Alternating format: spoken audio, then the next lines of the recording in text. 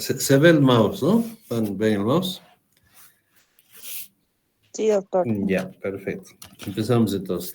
Bueno, como saben ustedes, vamos a hablar de fisiología de los sentidos, y hoy especialmente empezamos con la parte de la visión, que es el sentido más complejo. ¿Ok? Para empezar, no, ninguno de ustedes, bueno, algunos sí me conocen, la mayoría no, porque son de otros grupos, pero les digo, si tienen alguna pregunta o algún comentario, me lo dicen con toda la libertad para que les contestemos. Vamos a pasar una hora, bueno, estamos un poquito atrasados, pero bueno, no importa. Bueno, iniciamos para no perder más tiempo. ¿Ok? Bien. Vamos a partir ahorita de estas preguntas en general. Esta es cómo funciona el sistema visual. Eso es para que ustedes se orienten bien hacia dónde vamos a ir y qué vamos a hablar. Vamos a tocar esos puntos, las características ópticas del ojo, cuál es el mecanismo de transducción luminosa, cuál es el procesamiento de la información visual a través de la retina y otras estructuras del sistema nervioso central. ¿Okay? Como está en la diapositiva. Esas son las preguntas que vamos a tratar de responder a lo largo de las clases. ¿Ok? Tienen ahí un dibujito básicamente que representa eso. Algo que vemos afuera pasa por por el sistema de lentes, pasa por todo lo que es el globo ocular, se proyecta al fondo de ojo que es la retina y luego se transmite toda esa imagen al cerebro, ¿no? Básicamente es eso. Entonces, justamente está aquí. La primera parte de ese proceso de visión se da a través de los ojos y la parte inicial que recibe la imagen es este sistema de lentes, específicamente lo que más vamos a ver es la córnea y el cristalino, que son la parte del lente, ¿no? De lo que el enfoque sí de la imagen. Luego vamos a ver la transducción de cómo esa imagen en la retina, proyectada sobre la retina, se convierte en señal eléctrica, en potenciales de acción. Y luego vamos a ver cómo esa señal eléctrica se transporta a través del nervio óptico y sus otros núcleos, los relevos que hace. Y finalmente vamos a ver cómo en la corteza cerebral se interpreta y más o menos cómo funciona la corteza, porque esa es una parte bastante compleja, no muy compleja, y tampoco se sabe bien. Entonces, bueno, vamos a tratar de aprender y analizar lo que se sabe hasta ahora, ¿ok? Entonces, este es el camino que vamos a seguir en el estudio de la visión.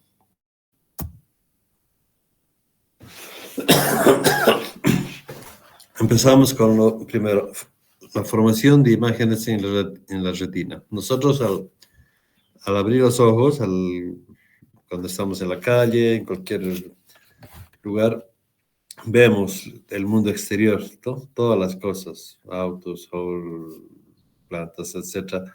Todo eso que vemos, lo que está de frente, especialmente a nosotros, entra y se proyecta hacia la retina, ¿no? Esa es la formación de imágenes en la retina para que después se transmita hasta el cerebro, como veíamos. Entonces, esa imagen tiene que ser proyectada exactamente sobre la retina para que podamos decir que vemos bien, ¿no? Que estamos viendo con claridad.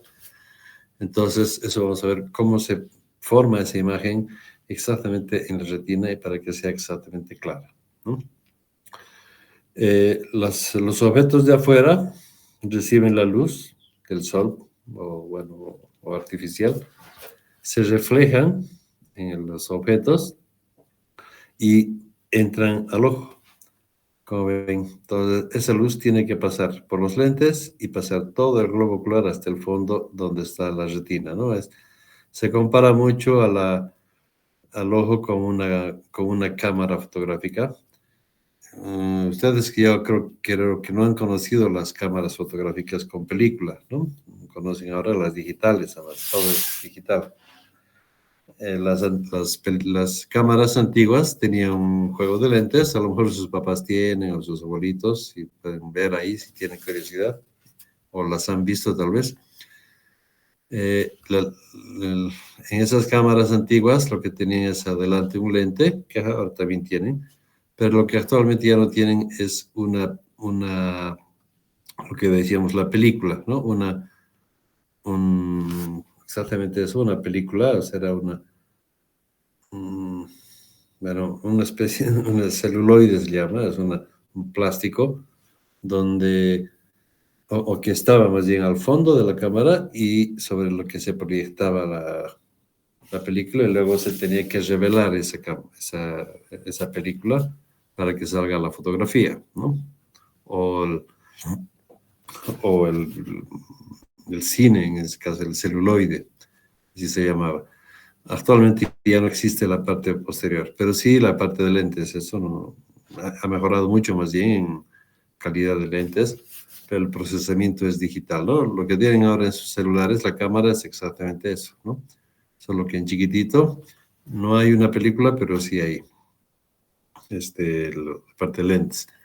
Entonces, eh, como decíamos, si la luz tiene que pasar todo el sistema de lentes, luego el globo ocular y proyectarse sobre esa película, el, el, el análogo de la película, que es la retina, ¿no? Donde se proyecta.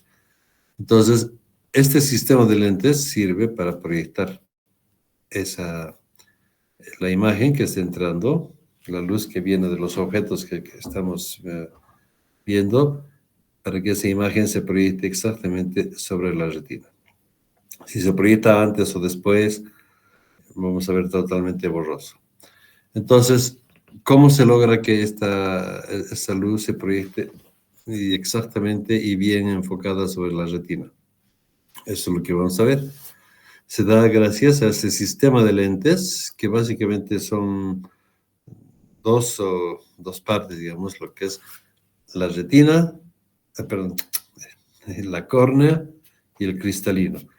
Esas dos son las partes, digamos, orgánicas del ojo que constituyen el sistema de lentes. La luz pasa también por las otras partes, la cámara anterior, posterior, pasa por el humor vítreo, etcétera, pero eso no tiene mucha influencia y tampoco se modifica mucho.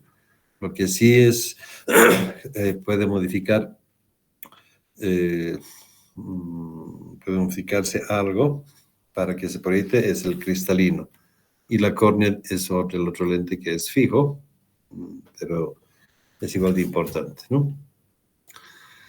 Esas propiedades ópticas de las superficies refractivas, o sea, de la córnea y del cristalino, están determinadas por estas dos características. El radio de curvatura y el índice de refracción, ¿no? De la interfaz de los medios que separan. Cuando hablamos de interfaz, se refiere a cómo la luz pasa digamos, del aire al agua, esa es una interfaz, ¿no? O de bueno, o del aire al plástico o al vidrio, ¿no? Son dos materiales diferentes. El paso de la luz de uno hacia otro, eso se llama la interfaz. Bien, entonces, esto es lo que vamos a entender primero, qué es el radio de curvatura y qué es el índice de refracción. A lo mejor ya saben muchos ustedes y han estudiado mucha física óptica y a lo mejor saben, pero si no, igual. Y si lo saben, bueno, igual repetimos. Eh, Antes de pasar a eso, eh, hay que ver algunas partes del ojo importantes que ya las han estudiado el año pasado en anatomía, seguramente. Y esas partes importantes son esas, ¿no? Yendo de frente hacia atrás, tenemos primero una esclerótica que recubre el ojo, luego viene la córnea, luego el cristalino, antes del cristalino está el humor acuoso, bueno, antes y después es cámara anterior y cámara posterior, luego el humor vítreo, que es realmente lo que llena la masa, el globo ocular, y la retina en el fondo que abarca casi toda la esfera de lo que es el globo ocular.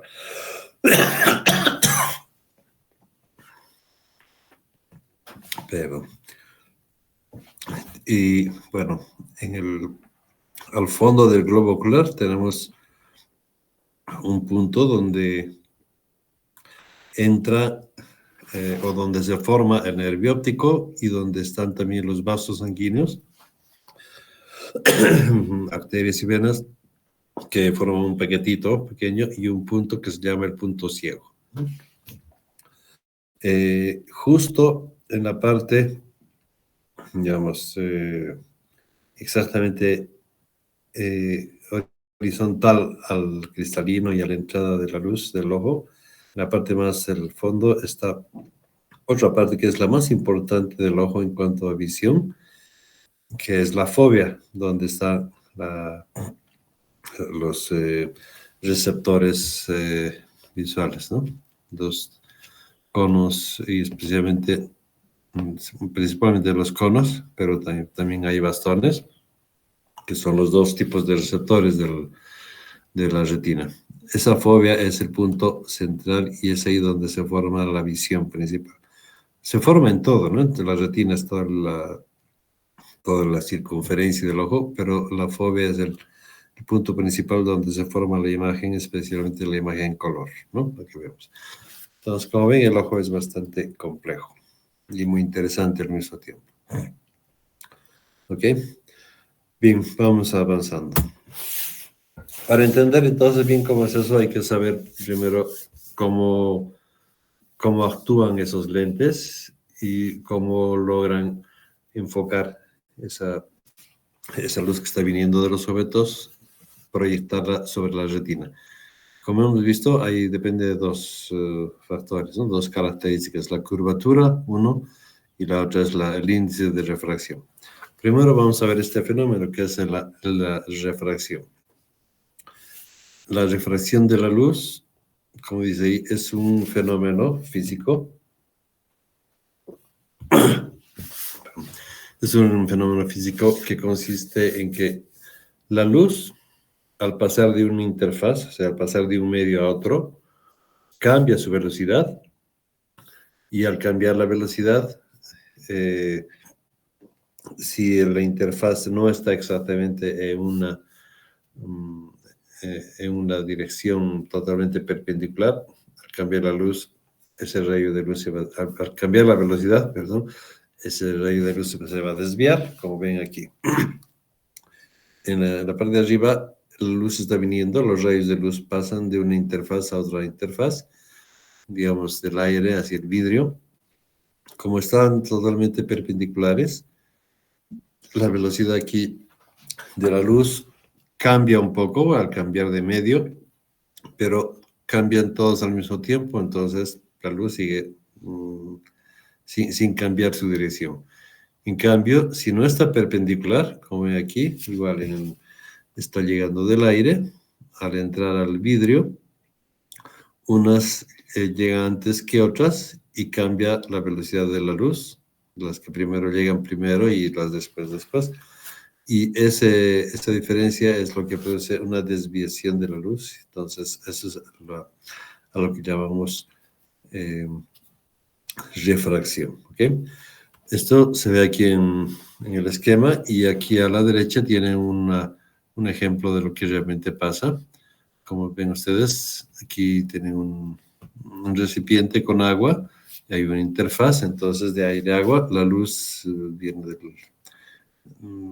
pasa por los dos y lo que vemos es dos lápices, ¿no ven? Que están ahí metidos en el agua. Entonces ustedes pueden ver aquí cómo la luz se desvía. Entonces se forma, bueno, está refractada, ¿no? ¿Ok? La condición para que haya eso es que el plano no no sea perpendicular, ¿no?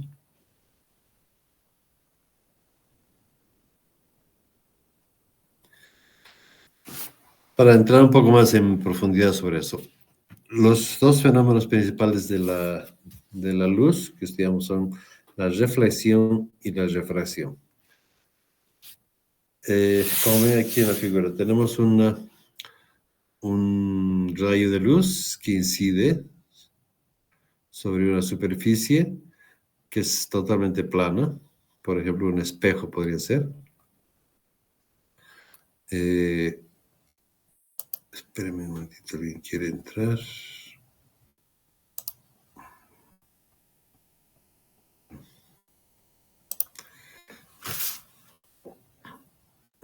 Entonces, ese rayo de luz llega con cierto ángulo respecto a una línea que se llama la línea normal, que es una línea perpendicular al espejo, en este caso.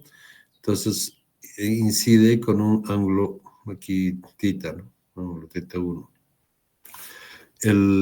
Ese rayo de luz, como es una superficie totalmente plana, rebota y se refleja, bueno, eso llamamos reflejo, rebota y sale con la dirección, digamos, equivalente, con el mismo ángulo, ¿no? Con el ángulo, en este caso, θ1. Entonces, eso es lo que es la reflexión. Si el ángulo, perdón, si el rayo de luz más bien entra al otro medio, va a cambiar la dirección, como decíamos, por lo que es la refracción, y ahí va a tener un ángulo de θ2, un ángulo diferente. El de reflexión es exactamente igual, el de llegada que el de salida. En cambio, el ángulo de refracción son diferentes. Eso quiere decir que la dirección, como se ve aquí en el dibujo, la dirección del rayo de luz ha variado, ¿no? Ya no sigue la línea recta, sino ha variado. Eso es esquemáticamente. Y eso se ve aquí a la derecha. Es una foto de un experimento real, donde tienen el rayo de luz que llega, el 2, el rayo reflejado, 3 es el rayo refractado y 4 el rayo reflejado del rayo refractado, ¿no? Bueno, el 3 es el que nos importa ahorita, cómo llega la luz, cambia su dirección y se refracta, ¿ok? Bueno, en un ejemplo aquí tenemos cómo cambia la velocidad de la luz, ¿no? Entonces, por ejemplo, la, la velocidad de la luz en el aire es 300.000 kilómetros por segundo, pero en el vidrio baja 100.000 kilómetros, o sea, solo 200.000 kilómetros por segundo. Entonces, dependiendo la proporción o la relación que hay entre la velocidad a la que tiene un medio con la velocidad que tiene el otro medio, ese cociente, como ven aquí que es 300.000 sobre 200.000, a esa diferencia, no diferencia, pero a ese cociente de cambio de medios se llama el índice de refracción. En este caso, 300 en el 1000 entre 200.000 sería 1.5. El índice de refracción aire-vidrio sería 1.5. ¿Ok? Significa que más o menos está cambiando, bueno, un índice, no nos meteremos más, en un índice de 1.5, que habla de la proporción entre un medio y otro medio.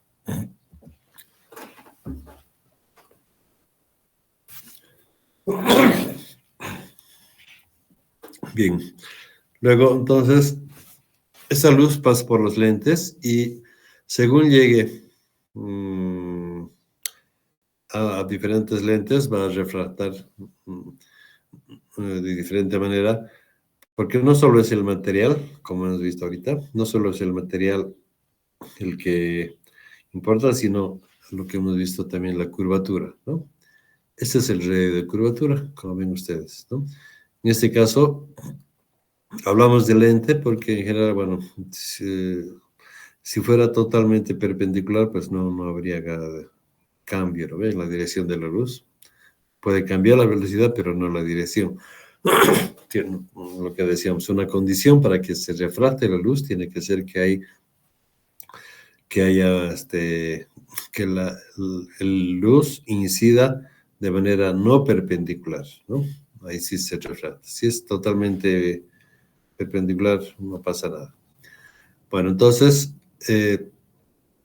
como los lentes, se pretende que los lentes refracten la luz, entonces obviamente la superficie de los lentes no es perpendicular, sino es diagonal, si quieren, o curva. En general son curvas. Eso llamamos el radio de curvatura, ¿no? Entonces ustedes ven aquí, esta curvatura es la curva de una esfera grande. Entonces el lente, como ven ustedes, tiene una curvatura, no es perpendicular, tiene una cierta curva, un arco, y perdón, un momentito, alguien quiere entrar. Un cachito, ¿dónde está?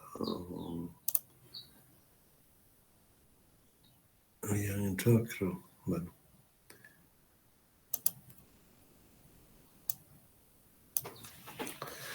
Entonces, lo que tienen ahí, el lente lo que hace es refractar. En este caso, el primer lente, aquí la luz llega en forma no perpendicular, entonces se refracta un poco y a la salida se vuelve a refractar, ¿no? Ese es un tipo de lente. Este otro lente es totalmente perpendicular y como ven ustedes ahí, la luz no se refracta, no pasa nada, sigue recto. En esta otra parte posterior, el rayo de luz que está viniendo así paralelo incide en este otro lente que es no perpendicular, sino más bien diagonal, entonces se refracta y aquí al pasar, como al refractarse por aquí, está incidiendo sobre este otro lente que si bien es perpendicular al otro, pero no es perpendicular a la luz, se vuelve a refractar a la entrada y a la salida, entonces se refracta más, ¿no? Tenemos aquí es un índice de refracción bastante pronunciado que es en este caso sería el beta. ¿Ok? Entonces, dependiendo de la curvatura, aquí el concepto importante es dependiendo de la curvatura que tenga el lente, va a tener mayor o menor poder de refracción, ¿no? Igual, aunque no es curvo exactamente, sin embargo, también entra dentro del concepto de radio de curvatura porque llega a refractar la luz.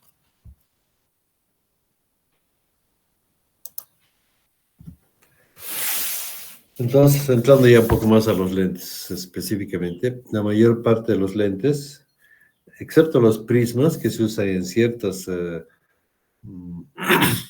para algunos aparatos especiales, digamos, la mayor parte de los que estamos acostumbrados a ver y en los que utilizamos los lentes son estos dos tipos comunes que son los lentes convexos o cóncavos. Convexos cuando tienen la curvatura, digamos, hacia afuera, ¿no? Y en este caso pueden ser los lentes biconvexos, significa que a los dos lados del lente es convexo, los dos lados tienen una curvatura de entrada y de salida, o hay otros lentes que son plano convexos, en que tienen solamente una curvatura y el otro es totalmente plano, perpendicular. Y el otro tipo de lentes comunes son los cóncavos, en los que igual la superficie del lente es cóncava, ¿no? Es como un hoyo, digamos, hacia adentro. En este caso, lo que se muestra aquí es un bicóncavo, o sea, a los dos lados es cóncavo. Los lentes convexos, lo que hacen es converger, hacen que la luz llegue a un solo punto, converjan, entonces se llaman lentes convergentes. Los lentes que son cóncavos lo que hacen es más bien dispersar la luz y son lentes divergentes. Ambas tienen su aplicación, como vamos a ver ahorita. ¿Ok? Esos son los dos tipos. Otro concepto importante aquí es que es la longitud focal, ¿no? Que es la distancia, en el caso de los lentes cóncavos, sería la distancia a la que los rayos de luz convergen cuando pasan por el lente, ¿no? Como ven aquí, todos los rayos de luz están viniendo de una fuente distante, la luz del sol generalmente, entonces todos los rayos son paralelos, pasan por el lente y de acuerdo a la curvatura se refractan, desvían su dirección y llegan todos a un puntito. Ese punto se llama foco y la distancia a la que está ese foco se llama distancia focal. ¿Okay? En el caso de las lentes convergentes, perdón, de las divergentes, lo que hace la lente es más bien cambiar la dirección, pero dispersa la luz.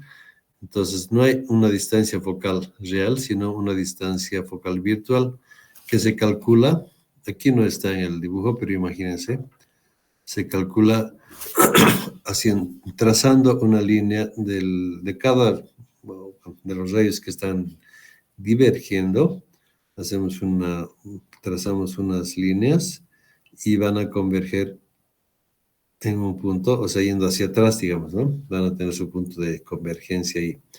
Entonces, ese es el que se llama foco virtual. O sea, tiene su distancia focal también, pero es virtual. No existe realmente porque no se puede hacer converger, ¿no? Solo se calcula. ¿Ok? Bueno, esos son los dos lentes principales. Y ahora, cuando la luz viene de una, ya no paralela, sino de un, bueno, sí, siendo paralela. Un cachito aquí. Bueno, en otros casos, cuando hay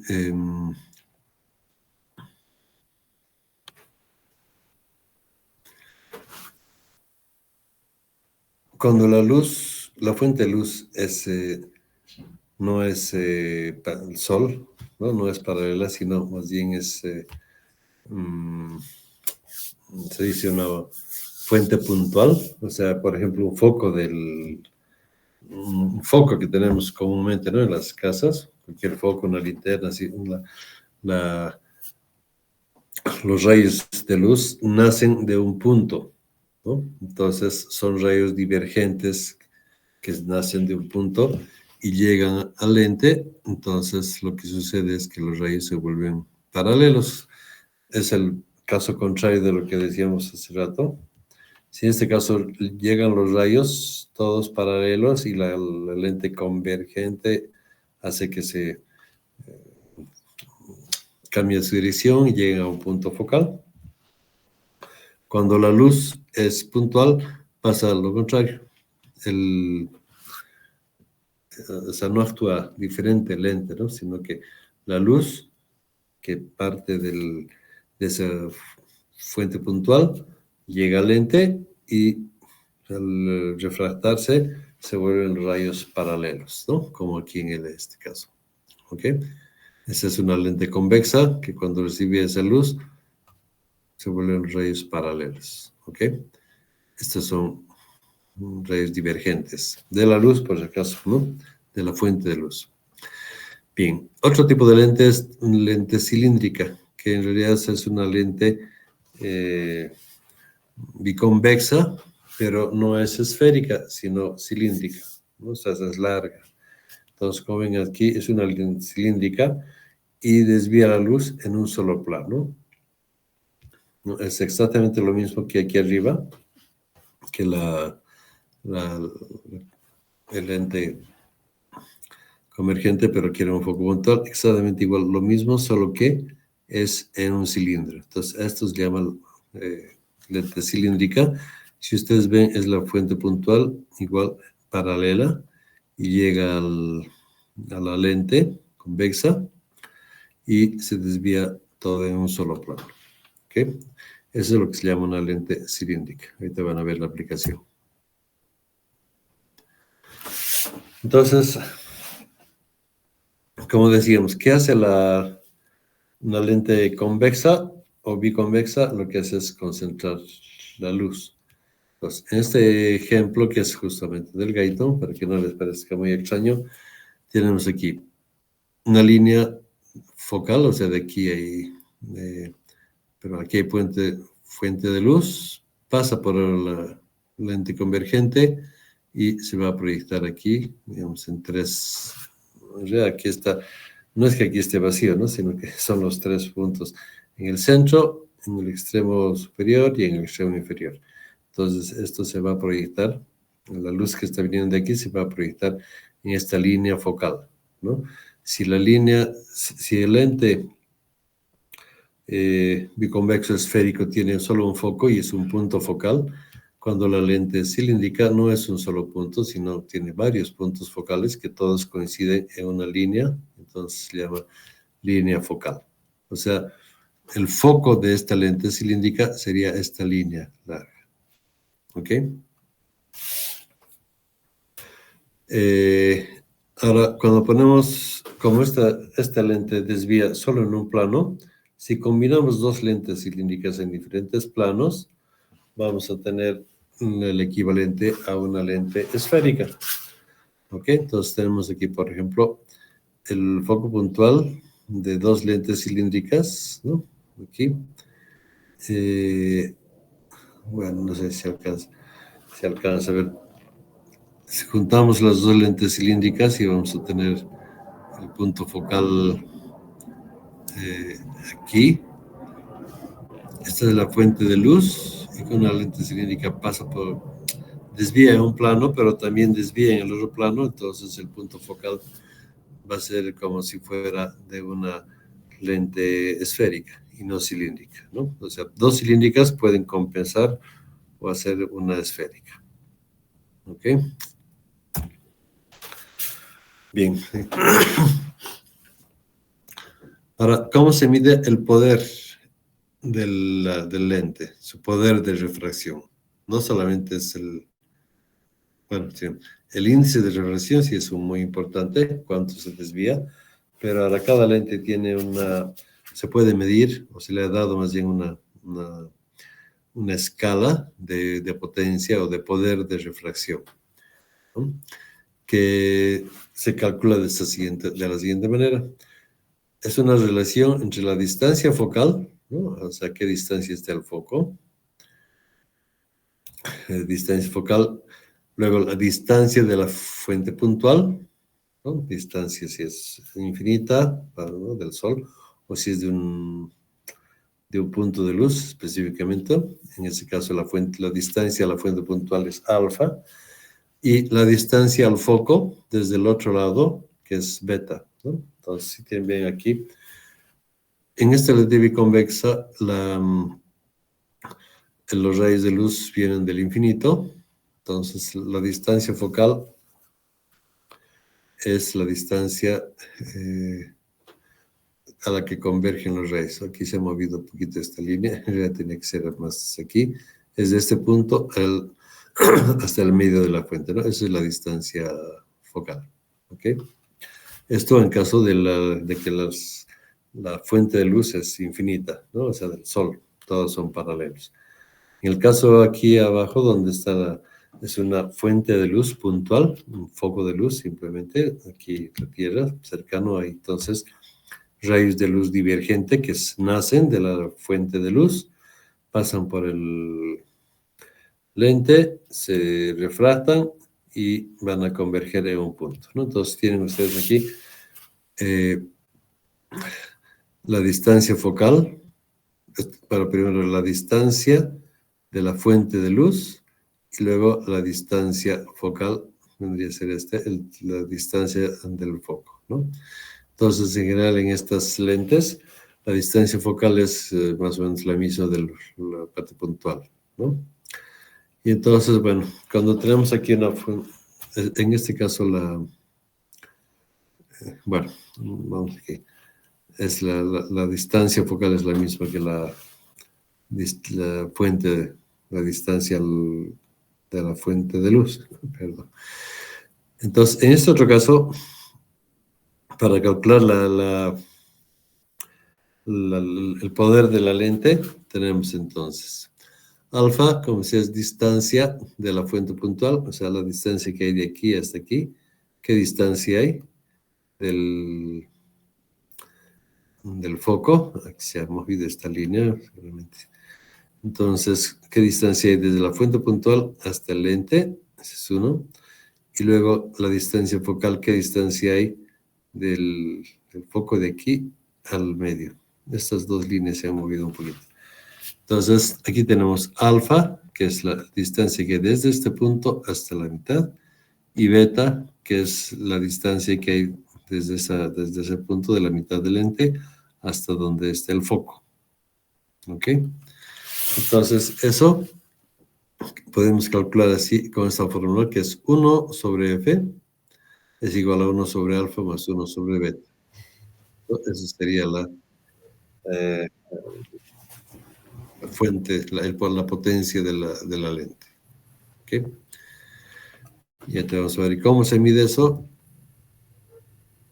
¿Dónde está? Bueno, ahorita vamos a ver.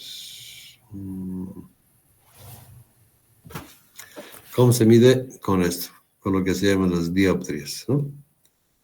Antes era para mostrarles los puntos de luz, estos cuando pasan, aquí hay una persona, como aquí, los dos puntos de luz pasan por los lentes y al pasar por los lentes se invierte, de ahí viene la inversión de las imágenes en las lentes, ¿no? Eso es para mostrar simplemente eso. Aquí tienen el ejemplo, tienen el jugador de béisbol, todo pasa por el centro de la lente, así que convergen en sus puntos focales y los dos puntos focales, etcétera, y van a dar la imagen invertida. Bueno, ok, seguiremos con el poder de una lente. Entonces, ¿cómo se mide el poder de una lente? Dependiendo del foco, tendríamos que hacer que si es mayor la curvatura, el foco va a ser, o sea, la distancia focal va a ser menor. Y si la distancia es menor, entonces se dice que tiene mayor poder de refracción. Y eso se mide en dioptrías. Y una dioptria es igual a 1 metro dividido entre la distancia focal, ¿no? En un lente convexo. O sea, una dioptria tendría que ser, si una lente proyecta, y su foco es donde proyecta exactamente, ¿no? Donde converge la luz. La distancia focal es 1 metro y la lente, bueno, y decimos que una dioptria es 1 metro sobre la distancia focal, entonces diríamos, si su foco está, su distancia focal es 1 metro, entonces 1 sobre 1 sería 1, eso sería una dioptria, ¿no? Y a partir de ahí, entonces, si la distancia focal es solamente 0,5, ya va a ir aumentando el poder de refracción, sería el 2 dioptrías, porque sería 1 metro entre 0,5, que es la distancia focal, entonces tenemos 2. Y si es más pequeño, aquí, por ejemplo, 10 dioptrías, esta lente está logrando, o más bien, tiene su distancia focal a 10 centímetros, ¿no? Entonces, 1 metro entre 0 y 10 nos da 10. Entonces, son 10 dioptrías y así sucesivamente. O sea, ese es el poder de refracción de las lentes. ¿Ok? Entonces, si volvemos a nuestro objeto de estudio de hoy, que es el ojo, tendríamos que todo el sistema de lentes que tenemos entre la córnea y el cristalino principalmente, y bueno, los cámara anterior, posterior y el humor vítreo, etcétera, tenemos un total de 59 dioptrías. Según otros autores son 60 dioptrías, ¿no? Pero bueno, para seguir en Gaito, 59 dioptrías. ¿Cómo sale? O sea, el poder, ese es el poder de nuestro sistema de lentes, ¿no? Imagínense, como hemos visto aquí arriba, la curvatura tiene que ser bastante grande para tener ese poder de refracción, ¿no? De 10 dioptrías. Nuestro ojo tiene 59 dioptrías, o sea, es realmente poderoso en ese sentido. Ustedes ven, este es un esquema del Guyton también que muestra así. La refracción en el aire es 1, porque ahí no hay lente. La córnea tiene un poder de 1.38 dioptrías. El humor acuoso 1.33. El cristalino, ¿no? Que es el lente, 1.40. Y el humor vítreo 1.34. Eso es individualmente. Pero cuando hacemos ya el sistema de lentes principales, o sea, si usted suma aquí 1, 2, 3, 4, 5 dioptrías, ¿no? 6 dioptrías más o menos la dará. Pero eso es individualmente. Si ya tomamos todo el poder total de la lente, son 59 dioptrías. O sea, en conjunto, ¿no? ¿Ok? Bien, entonces, ¿para qué sirven esos lentes y por qué tenemos que usar lentes? Todavía estamos en la parte inicial de cómo la luz llega. La luz llega al ojo, pasa por los lentes y se proyecta a la retina. Entonces, hay ojos que son muy grandes, ojos en su diámetro anteroposterior, grandes, en su diámetro anteroposterior más pequeños. Entonces, cuando el diámetro es normal, digamos, se dice que es un ojo hemétrope, no sé que no tiene cambio. Cuando cuando el ojo es muy corto, se llama hiperopía, y cuando es muy largo, se llama miopía, ¿no? Entonces, miopía, en este caso aquí, se ve la distancia focal no está exactamente ahí, donde debería. Bueno, en lo normal, ustedes ven aquí todos los lentes de nuestro ojo hacen converger la luz sobre el punto focal. O sea que aquí está la retina, entonces se proyecta perfectamente y se ve clarísimo ahí. Aquí, cuando hay una hipermetropía, se proyecta, el lente está proyectando detrás de la retina, entonces obviamente no se va a ver bien. Y en la miopía, como el globo ocular es muy largo, muy grande, entonces se va a proyectar adelante. ¿Ok? Entonces, en miopía la imagen se forma delante de la retina y en la hipermetropía se forma atrás de la retina. Entonces, utilizamos lentes diferentes. Para la miopía se utiliza un lente que más bien hace diverger los rayos, o sea, su poder de refracción hace que la imagen, digamos, hacemos que se proyecte un poquito más atrás, ¿no? Entonces, vamos a usar lentes bicóncavos. En el caso cuando es muy corta en la hipermetropía, vamos a utilizar lentes biconvexos para que la imagen se proyecte antes, ¿no? Creo que aquí hay otra imagen más interesante, que está más bonito. ¿Okay? Esto igual, lente, este ojo de aquí arriba es el normal, la imagen se enfoca en la retina, no tiene problemas, ¿no? Perfecto. Aquí está su punto focal. La miopía, el ojo grande, imágenes se enfocan delante, este es su punto focal. Entonces, la parte amarilla, ¿no? Cuando se corrige, bueno, con lente cóncavo, vamos a proyectar sobre la retina, haciendo que la imagen se proyecte más atrás, ¿no?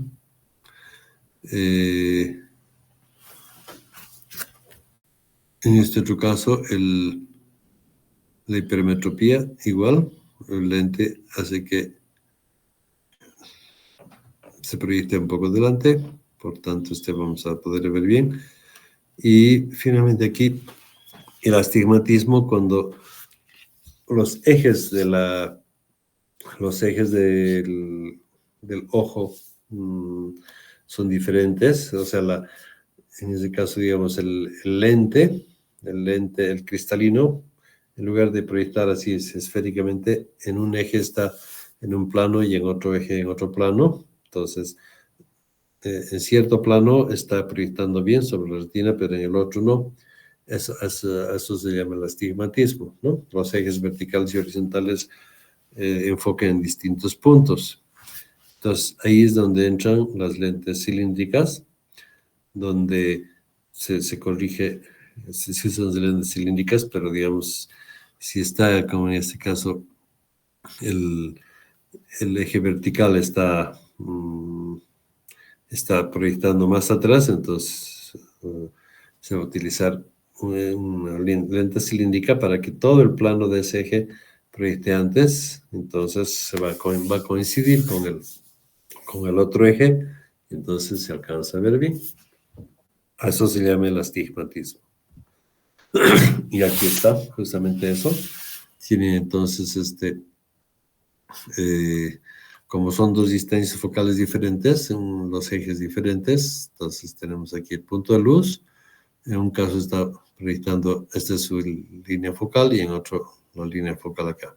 El lente lo que va a hacer es corregir eso, haciendo que coincidan los dos focos y los dos focos estén sobre la retina, así se puede ver bien. Y aquí al lado tienen esta es una manera de encontrar en qué eje está la alteración. ¿Por qué se da ese astigmatismo? Es por una alteración del globo ocular, ¿no? Si el globo ocular en la miopía está más agrandado, la hipermetría más chico, también puede distorsionarse, digamos, o alterarse la estructura del mismo ojo, pero imagínense que se ha aplanado un poquito el ojo, el globo ocular, por alguna razón genética, de nacimiento, lo que sea. Entonces, es ahí donde tienen dos planos diferentes, ¿no? El plano horizontal enfoque a un lado, pero el vertical en otro. Entonces, para encontrar el eje en el que está alterada esa refracción, se utiliza esto, ¿no? Este esquema y se verá al paciente a ver en qué eje está viendo borroso. Entonces, digamos que aquí le dice en el eje de las 10, con 4, bueno, ya tienes el eje, ya sabes en qué eje está el estigmatismo, entonces el lente se hará de acuerdo a esa necesidad, ¿no? O si está solamente en un lado, o en el 4, o solo en el 10, etc. De acuerdo a eso se construye el lente. Bueno, ya tienen claro entonces lo que es la visión normal en la parte de lentes, ¿no? Visión normal, visión de miopía y visión de hipermetropía. Esas son alteraciones muy comunes que son solamente de los lentes, nada más. Bien, otra cosa importante aquí es bueno, con esto acabamos. Otra cosa importante es el mecanismo de acomodación. Entonces, lo que hemos visto hasta ahorita son los lentes, la córnea y el cristalino. Pero no hemos visto en sí todavía la córnea, lo vamos a ver en la siguiente clase un poco más en detalle. Solo por ahora estamos diciendo que es el lente y el otro lente importante es el cristalino, ¿no? Entonces, aquí sí te vamos a ver. Para proyectar exactamente la imagen sobre la retina, sí hemos visto que los lentes ayudan a proyectar, ¿no? Pero quitando los lentes ahora, quitándonos del astigmatismo y de todo eso, vamos a ver de la función del cristalino, ¿no? El cristalino es es el lente que puede modificar su curvatura, por tanto es el importante, el que puede lograr que la imagen que está viniendo de afuera se proyecte exactamente sobre la retina. porque si un objeto está cerca, la refracción debe ser diferente a cuando un objeto está lejos, ¿no? O sea, en otras palabras, como hemos visto, si la luz viene de lejos del Sol, ¿no? Que es la visión de lejos, tenemos el horizonte, la montaña, así a lo lejos, la fuente de luz ahí es paralela. Entonces, la, la distancia focal va a ser cualquiera, ¿no? Una distancia focal, pero, eh, digamos, no va a necesitar mucho poder de refracción. En cambio, si un objeto está cerca, en realidad, si está a menos de 6 metros del ojo, el, nuestro sistema de lentes tiene que aumentar su poder de refracción para que la distancia focal sea exacta y se proyecte sobre la retina. Entonces depende de que si la luz viene horizontal o si viene de un punto de luz, como les he explicado hace rato, no el poder de reflexión, sino el punto focal donde se proyecte la imagen va a ser diferente. Entonces, el cristalino lo que hace es justamente eso, cambiar su curvatura de acuerdo a la imagen que estamos tratando de ver, o sea, si viene de lejos o si está de cerca. Si vamos al fondo, el cristalino se pone eh, con menor curvatura y proyecta directamente en la retina. Si queremos ver un objeto de cerca, ese cristalino va a tener que eh, aumentar su curvatura para que aumente la refracción y por tanto se proyecte la imagen no atrás de la retina, sino justo en la retina, o sea, para que haya bueno, es un lente convexo, ¿no? Entonces va a disminuir el punto focal. De esa manera, constantemente tenemos las imágenes siempre proyectadas exactamente en la retina. ¿Y cómo funciona este cristalino? Entonces, primero tenemos aquí un esquema, tenemos la córnea, luego tenemos aquí el iris y tenemos detrás del iris el cristalino, ¿no? Este iris es una especie de diafragma que lo que hace es regular la entrada de luz, ¿no? Si hace mucha luz, se disminuye el diafragma. Si estamos en la noche y hay poca luz, más bien se abre, ¿no? Eso pueden verlo en cualquiera de sus compañeros o en el gato, ¿no? Eso es mucho más como los gatos en la noche abren sus ojos, así brillan más. Por eso tienen una gran visión, ¿no? Porque su iris se abre mucho. Y en el día, si ustedes han visto, el iris de los gatos es bastante pequeño, ¿no? Es una rayita prácticamente. Igual pasa en nosotros, ¿no? En el día, cuando hay mucha luz, es un... Sí. ¿Ok? Entonces, ¿cómo se logra eso? Con estos, bueno, el cristalino está aquí. Estos son los ligamentos suspensorios que estiran al cristalino. Y como el cristalino es elástico, cuando se relajan bueno, hay un músculo que está, digamos, estirando esas fibras o relajándolas, ¿no? Cuando se contrae, la tensión en estas disminuye y, por tanto, por lo que es elástico, el cristalino disminuye la tensión que tiene alrededor y aumenta su curvatura. Bueno, vamos a continuar mañana porque hoy día debo irme a trabajar. Así que mañana retomamos en este punto de lo cristalino. Vamos a ver la córnea y bastante más. ¿Ok?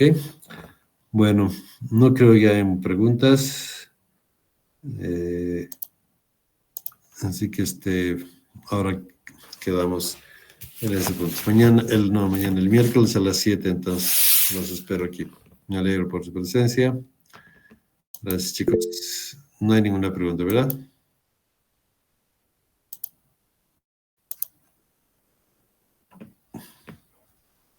Bueno, como siempre, eh,